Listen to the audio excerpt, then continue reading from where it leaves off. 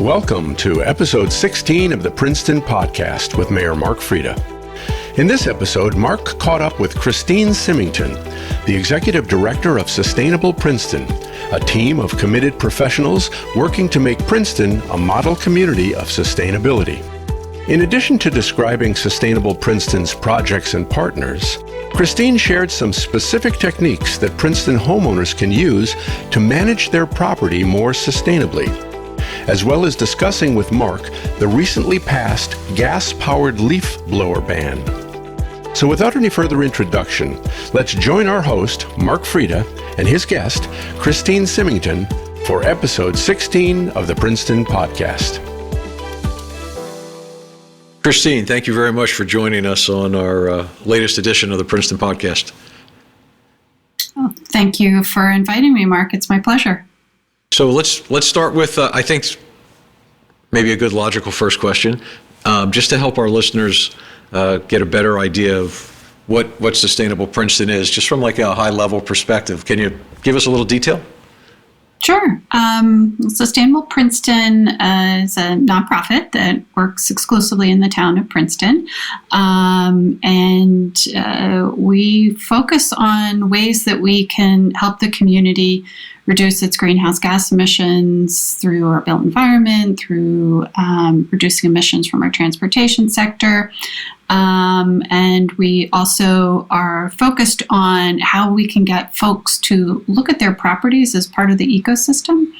We went through a strategic planning process last year with our board and some key stakeholders, and determined that these are some of the key areas where we really can make a difference. So we have been over the past year and the beginning of this year sort of honing in on how we will specifically try to address these issues in our town. And we do it in a way where we try to create real collaborative relationships with folks, with the municipality, with the school district, with business owners, with residents, houses of faith. We see this as these are the challenges facing our town in terms of sustainability aren't going to be solved unless we work collectively together on fixing them. There you go. Thank you. So how about Sustainable Princeton started when? How long have you guys been around? Well, we started as a nonprofit 10 years ago. So 2022 is our 10-year anniversary as a nonprofit. But it was born out of an effort that the Environmental Commission of, I believe, the former borough underwent a process to develop a sustainability plan. And that resulted in a sustainability coordinator who worked out of the planning department. And that it soon became apparent that, this was sustainability is an issue that requires a little more folks working on it. So the nonprofit was formed in 2012. And so that makes it our 10-year anniversary. That's great. So happy 10-year anniversary. Well, thank you. So there's been some recent personnel changes at Sustainable Princeton. So spoiler alert, I am going to say congratulations to you, but do you want to give us a little detail? What's the change? Oh, sure. Thanks. I started as the executive director on April 1st. I will be taking over from Molly Jones, who had been the executive director for the past 5 years. And I'm really excited to, continue to work on the strong foundation that she built for the organization. So it's myself as the executive director. We have Jenny Ludmer, who's our program manager, Josh Perlswag, who is our program coordinator, and we also have a great board and number of volunteers that sort of round out what Sustainable Princeton, the people at Sustainable Princeton. It is a great group. I mean, I've interacted with everybody, and I can honestly and sincerely say it is a great group. So we really appreciate everything you guys do. So let me ask you one or two questions about yourself, right? Because we don't want to make it just all about Sustainable Princeton. But did you grow up in Central Jersey or where? Well, you said Central Jersey as though it's a place. I know that's a topic of debate. Yes. I actually I was born in East Point, Georgia, but grew up mostly in Levittown, Pennsylvania. So 15, 20 minutes across the Delaware in Levittown. So I moved there when I was about 5 years old, and that's where I grew up. And my family is still there, so they are nearby. That's great. So what brought you how did we get you here? What was the hook that we got to get you? Well, so I was working in the financial services technology industry for about 14 years. And my last job in that industry was in Midtown Manhattan. And I was commuting to Manhattan from Princeton Junction. And I had always really wanted to get involved with environmental education, and about 9-10 years ago, sustainability became a thing. It became a profession, so I made a decision that that's really what I wanted my career to be. That's what I wanted to get involved with, and so I quit my job in Manhattan, and just started getting involved in the local sustainability groups, and Googled sustainability in Princeton, found Sustainable Princeton, started volunteering, and really grew to love the community. And if I said it once, I've said it 100 times. If there is any town in the United States that could be a role model and a leader in sustainability, it's Princeton. We have so many passionate people about this topic and so much expertise that I felt like this was a community where I could really see myself making this not just a place where I lived and loved, but where I would put my life's work.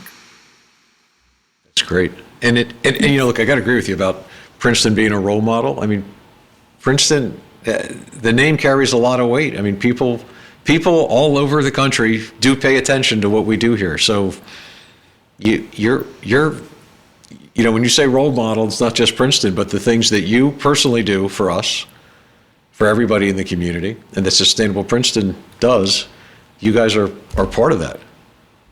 Thank you. Yeah. We're very grateful to be a part of it. And we get emails and calls all the time from cities and towns across the country, asking us for advice. Oh, I read you're doing this initiative. Can you tell me how you went about it? Can we borrow some of what you've done? And we are always thrilled to take those calls and answer those questions.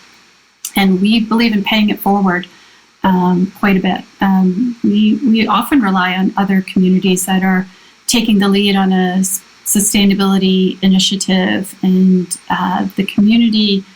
the sustainability community across the country is very generous, always paying it forward. And so we want to make sure that we are what we're doing here can be replicated over and over again, because that is how we are going to it's how we're going to address climate change and some of the great sustainability challenges that we are facing globally. Thanks. And it's important for people to understand that what they do locally does make a difference, because the more everyone does in their own little town or city or whatever it is, right, it all adds up. Yes. But let me, so recently I know Sustainable Princeton worked on an effort to adopt practices that help protect the health of landscape workers and the local environment. And I think that was called Changing the Landscape, Healthy Yards Equal Healthy People. I think I have that right. So two-part question, sorry. Where do people find out detail on what they can and cannot do under that effort? And I think the restrictions are already in place, right? Have already started. But if you could just kind of give us detail on that. Sure.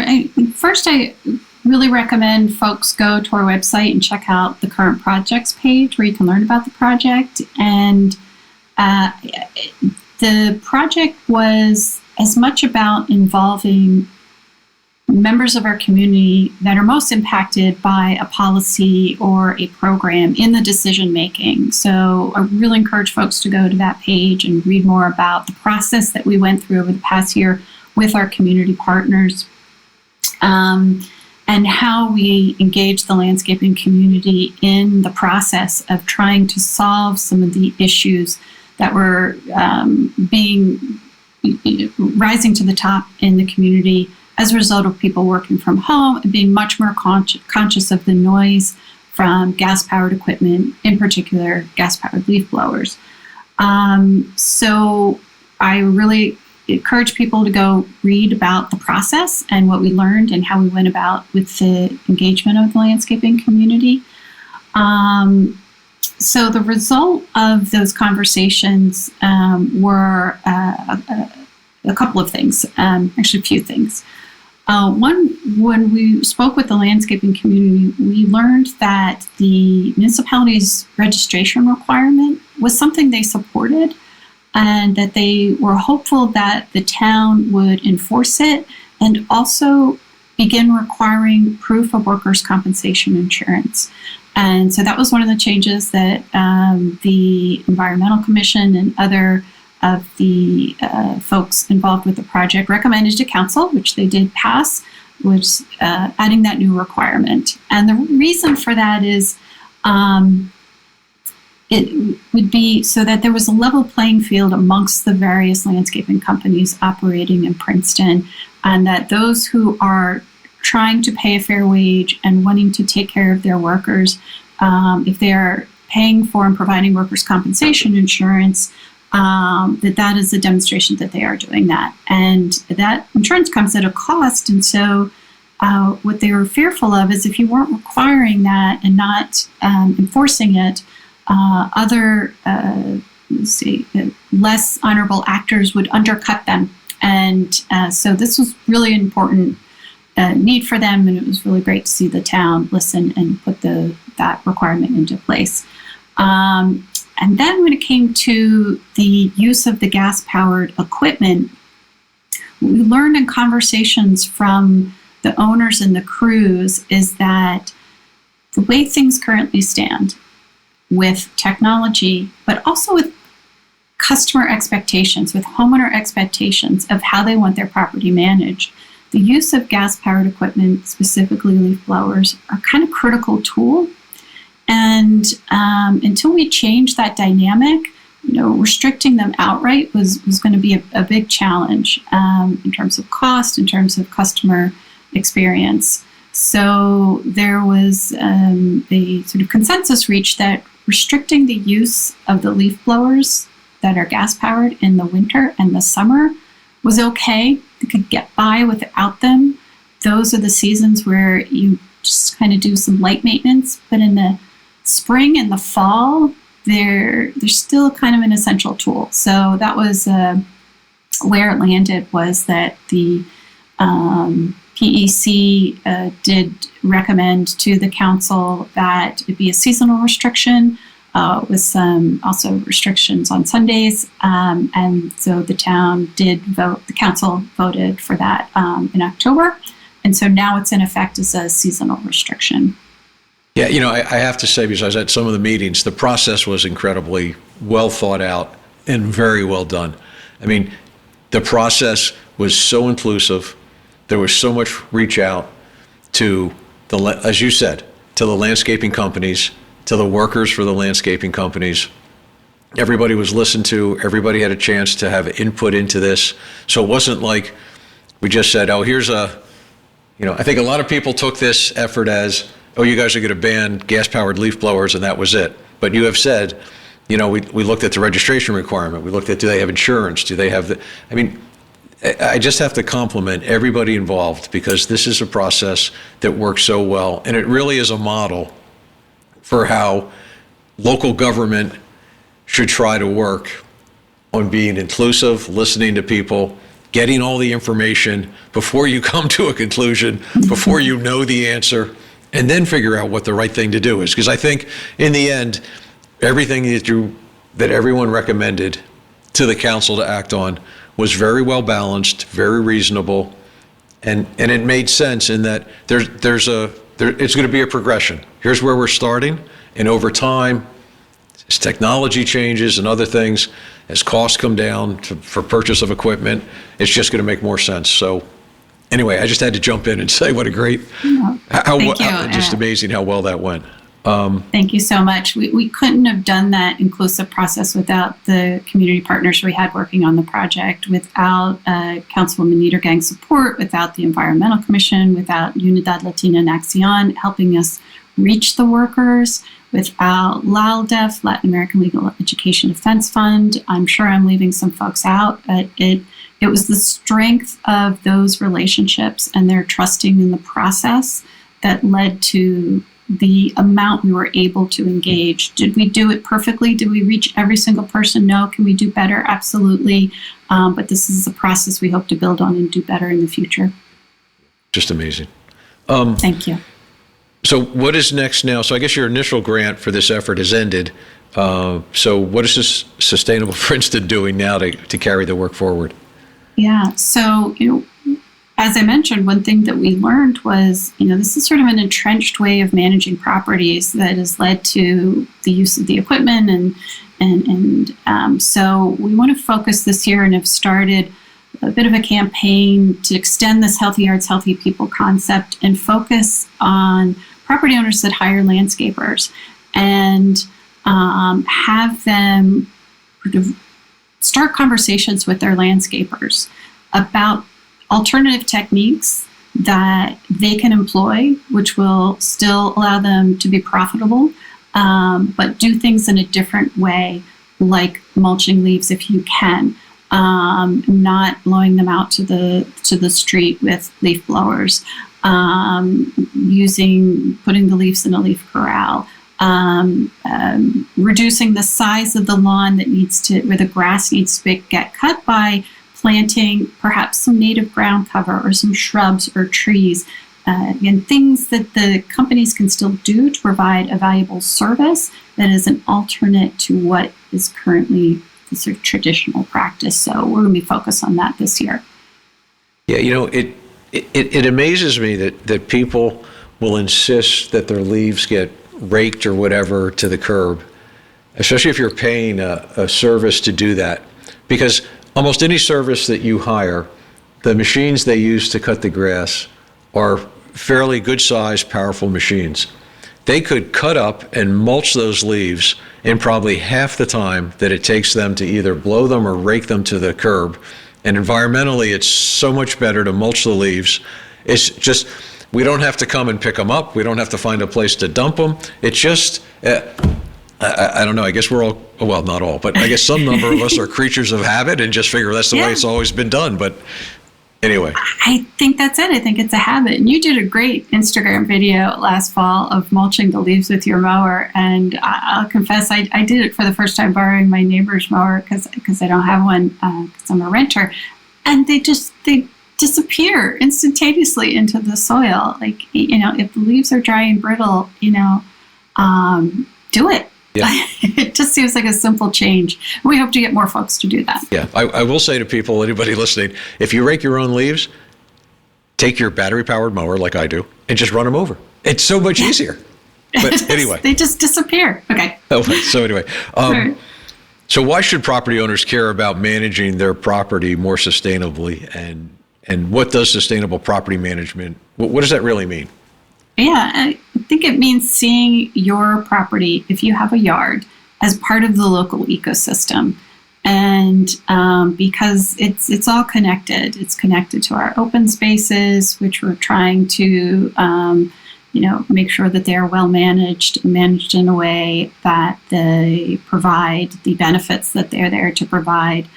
So sustainable property management is looking at your yard as part of the local ecosystem. Is it supportive and helping biodiversity? Is it helping to support natives and reducing the spread of invasives? Is it helping to reduce stormwater runoff? Is it being managed in a way that requires less inputs, less resources, and creates connective corridors and connective habitats for some of our more impacted and vulnerable species, microorganisms, insects, pollinators? That's what sustainable property management is, seeing as part of our local ecosystem. it's amazing how much is involved when you really think about it. But yeah. So can you talk a little bit more about the campaign's phrase, healthy yards equal healthy people? I mean, how does health intersect with landscaping practices? Right. And when you think about the equipment that folks are using to manage it, particularly if it is gas powered, the noise can have significant health impacts. We did the project last year. We had the benefit of Dr. Betsy Marshall, who's from the school, Rutgers School of Public Health, help us really sort through all the literature out there to come to an understanding of what are the key health risks. And noise is certainly one of them for the workers that are using the equipment. So if you switch to battery powered or use some alternative way to manage it without equipment, you are reducing the likelihood of there being some hearing damage and hearing loss for the workers. So that's one way that healthy yards equals healthy people. But also the exposure to the exhaust from that equipment is harmful. It does create, air pollution. So if you can reduce the exposure to the fine particulates that are in the exhaust that is produced when you combust the gasoline, you can improve, folks' health. And if you try those alternative methods of mulching the leaves, you are creating a healthier yard. So this combination of managing your yard to be healthier for the ecosystem is also helping human health. It all ties together. Yes, it does. So what should homeowners who employ landscapers to manage their property, what should those homeowners do to support these efforts? First, make sure that they're registered. You can ask them if they are registered, and if they're not, try to help them understand the importance of doing that, and if they need assistance with registration, understanding if they need workers' compensation insurance and how to get it. We've been working with the Small Business Development Council at TCNJ. They will provide one-on-one assistance for any landscapers, and they can provide assistance in English and Spanish. So please make sure that if you hire professional landscapers, that they are registered. And ask them about techniques that would reduce the need to use the gas-powered equipment. Show them that there is a demand for this type of service. Ask them to mulch the leaves with the mower. Ask them if they could plant some shrubs, as I mentioned earlier, plant some native trees. Convert a portion of the yard to some ground cover that doesn't need to be mowed. It doesn't have to be the entire lawn, just be around the edges. Those are some things we would ask homeowners to start a conversation with the landscaper. So, I've seen and heard that converting a portion of your yard to a meadow is a technique that a number of homeowners are doing these days. What does that entail, and why is that a good idea? Some of the things I mentioned before, it helps support biodiversity and creates habitats for pollinators. It helps with stormwater retention because those plants have deep roots and they act as a big sponge. So those are some good reasons why you would want to do that. There are lots of resources out there to figure out how to do it. You can go to our website, to our yard section, and we'll share some resources there. It's really about finding a suitable location, determining the process by which you're going to prepare the ground. Then you determine the type of plants that will do well in that location. You have to have a maintenance plan because you do, it's something that's going to be there year after year after year, and you do have to cut it on a somewhat regular basis. So I would recommend folks who are interested in doing that, go to our website and learn a little bit more about how to do a meadow in your yard. So, when you said that, the meadow helps act like a sponge, stormwater is a major concern here in Princeton. I mean, people during Ida, places flooded that never flooded before. So, if people don't know what the future is, that sure should have been a way overdue wake-up call for them. But so what can homeowners do to help address these concerns, the stormwater concerns, through management of their property? Yeah, they can reduce impervious cover if they can. They can employ some of the green infrastructure techniques. Green infrastructure is a rain garden. It could be a bioswale. It could be permeable pavement. It could be rain barrels. What you're trying to do is you're trying to slow down the amount of stormwater that runs off your property. You want to slow it down, and by slowing it down, also sort of filter it so that improves local water quality. So you could try some of those techniques on your property. It's not a one-size-fits-all. It might be a combination of those things. You kind of have to look at your property and figure out where you might be able to implement some of those solutions. Right, and what people should keep in mind is the more that each of us does, right, it all adds up. It's cumulative. Yep. All right, so let's talk a little bit about the leaf, what some people would call a leaf blower ban, but it's not really a ban. It's the setting when you can and can't use things. So, I mean, it reduces the seasonal and weekly usage of gas-powered lawn equipment also. How does that impact Princeton's greenhouse? Another one of these multiple questions in one, sorry. But how is that impacting Princeton's greenhouse gas footprint? And are there other positive impacts of what that ordinance has done? Yeah, so in terms of greenhouse gas emissions, if you look at our inventory of we are doing, within the confines of the municipality to emit greenhouse gases, gas-powered lawn maintenance equipment, this is about less than 1%. So that's just looking at it from greenhouse gas perspective. Most of our emissions are coming from our built environment. So it's our buildings and it's transportation that are really the main contributors. But it is a source of localized air pollution. So by reducing the emissions from the equipment, you are improving local air quality. And what was the second? How's I think by having a restriction on the usage of the equipment, you are improving local air quality. You're also reducing the exposure of those emissions to the people that are using it. Yeah, which is a good point because, for anyone that's ever used, let's say like a gas-powered line trimmer, for instance, there's a piece of equipment that the exhaust is right there, you're breathing it in. But even, leaf blowers, lawnmowers, I mean, someone cuts their grass in your block.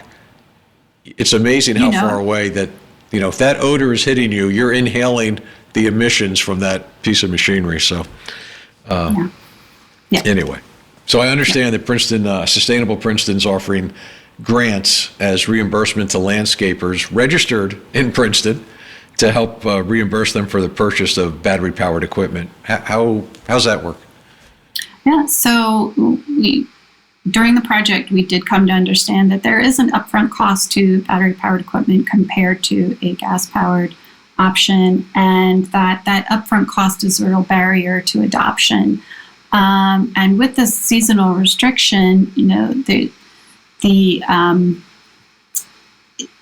need to use a handheld tool during the summer and the winter, could still be something that was a challenge for landscaping crews. So we were able to, through the generous donation of a number of individuals, raise some funding to create a small fund. We have the ability to give about 40 or so $500 reimbursement for a battery-powered piece of equipment. It could be a leaf blower, it could be a line trimmer, it could be a hedge trimmer, it could be a riding mower if they wanted to put it towards that.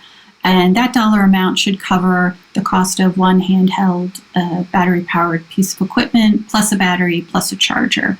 So we've got 3 folks who we've been able to distribute it to so far, and we'll be working hard throughout the rest of the year to make sure that companies in our area are able to take advantage of it. You have to have at least 10 customers in Princeton and 10 employees or less. Okay. All right, so let's talk about battery life and power of battery leaf blowers. That's obviously what they're capable of doing versus some of the larger gas-powered equipment isn't quite the same. But what are your views? What are you seeing? What do you think is going to happen in the future as far as the difference in the piece of equipment's able to do? I think the battery technology is advancing pretty rapidly. So it's not a question of will all of the equipment eventually be battery operated. It's just a question of how fast. So how fast will that cost curve sort of flatten so that you'll see quicker uptake? You have to think about the different use cases here. If you're a homeowner and you're just using it, once a week for 45 minutes, an hour on the weekend, one battery will probably suffice. If you are a professional crew and you're doing property after property after property, you do need quite a supply of batteries, and that's where the cost is, because that's the fuel, right? You're buying all your fuel up front when you buy the battery versus buying the fuel over, the time that you use it. So there is a little bit of an upfront cost, and it takes, depending on the type of equipment, a few years for there to be a payback. But again, it's not a matter of if, it's when. How fast will those prices come down? Yeah, I can say doing my yard, which isn't huge, but the mower's battery powered, the hedge trimmer's battery powered, the line trimmer's battery powered. So it depends on how high is the grass. When's the last time I trimmed the hedges? Are they wet? Are they dry? As to how many batteries you use. But, you buy 2 or 3 batteries, and for a modest sized yard like mine, I mean, it'd be rare that I'd use all the batteries. So it's worst thing that happens is the one dies. You go pick up the other one, you stick it in there, and they recharge. I mean, literally like in 20 minutes. And again, this is for equipment that I would use on my residential yard. It's not what a commercial guy would use, but still, the technology is advancing, and it's pretty darn easy. It is. All the major manufacturers are in. Toro's in. They're Steel, Husqvarna. They are all going to be battery powered at some point. It is the future. So, I mean, it kind of ties into my next question. So, do you think this shift to electric lawn care equipment is going to take off and be, I guess, happen on both the state and national level over time? I think definitely at the state level. There were 2 bills introduced at the end of last year that were reintroduced in this year's legislative session. There's a bill in the Senate that my understanding is will probably evolve, but it seeks to ban the sale of gas-powered equipment, which falls under that definition, I think is what's going to be bantied about. To ban the sale at a certain point in the future, and then subsequent to that to ban the use. And I think that's a real smart way to go about doing it, so that you give the existing stock sort of time to turn over, and people who've invested in that equipment, the opportunity to get, the payback from that. You don't want them to have stranded assets. So that is happening at a state level, and I think there's a lot of support for that. And then there's a bill that was introduced in the Assembly to designate a funding, a rebate, or reimbursement type of program. And that's what the state of California has done in some of their legislation. So I think those two go hand in hand. I really hope that at the state level they follow the same process we created here in Princeton, in involving those who would be most impacted by this in the decision-making process. So whatever the state decides to do, I really hope it's an inclusive process that sort of puts the frontline community at the center of the issue. So, so we've talked about covered a lot of topics here, and it's we could talk for hours, and we're not going to. But anyway, what do you think the 3 key takeaways are for people listening today? Your property is part of the ecosystem. 2, start somewhere. Trial, experiment, talk to your landscaper, pick a part of your yard you want to do differently. Just start somewhere, make it simple, and see how you can expand upon it. And 3 is talk to your neighbors. Talk to them about what it is you're trying to do to bring about the change. They might be able to help. If they see you managing your property differently, maybe they will start to do it, and then the other next door neighbor will start to do it, and that's how you build upon a movement. So those are my 3 things. 3 good ones. So, all right, final question, final Jeopardy question. What can residents do to support Sustainable Princeton's efforts? What can we do to help you? Well, you can sign up for our newsletter. You can go to our website and sign up. We send a newsletter out about once a week.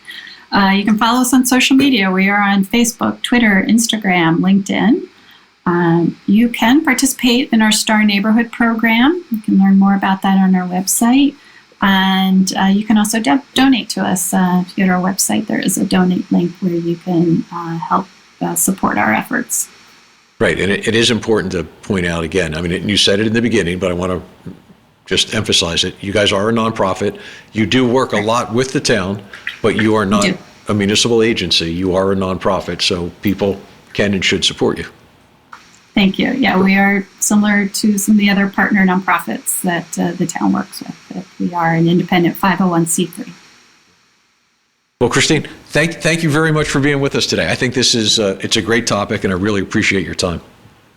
It's been my pleasure, Mark. I really appreciate the opportunity. Thank you so much.